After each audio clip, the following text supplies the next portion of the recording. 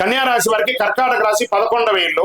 ఇది లాభం, మిత్రుల కోరికలు నెరవేరుతుంది, విజయం సాధిస్తారు, లాభాలు గణనీయంగా పెరిగే అవకాశాలు బాగున్నాయి, కొత్త వ్యాపార ఒప్పందాలు వస్తాయి, పాత పెట్టుబడులు ఫలిస్తాయి, ప్రభుత్వం లేదా ఉన్నత స్థానం ద్వారా లాభం పొందుతారు. స్త్రీ పురుషులు ఇరువురు కూడాను.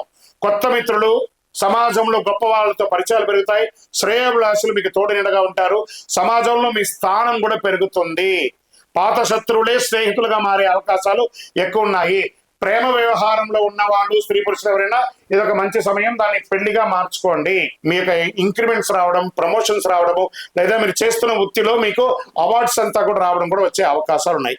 మరి పరిహారాలు ఏమైనా ఉన్నాయంటే ఓం బృహస్పతయే నమః అని 108 సార్లు చెప్పండి. గురవే సర్వలోకానాం మంత్రాన్ని ఎప్పుడు కూడా పఠనం చేయండి, చాలా మంచిది. గోవులకు, పక్షులకు అన్నిటికీ కూడా విత్తనాలు వేయండి, గోవులకి ఆకుకూరలు అన్ని కూడా ఇవ్వండి. సాయంత్రం సమయంలో వీలుంటే గజేంద్ర మోక్షం మంత్రాన్ని జపం చేస్తూ ఉండండి, చాలా ఫలితాలను పొందుతారు.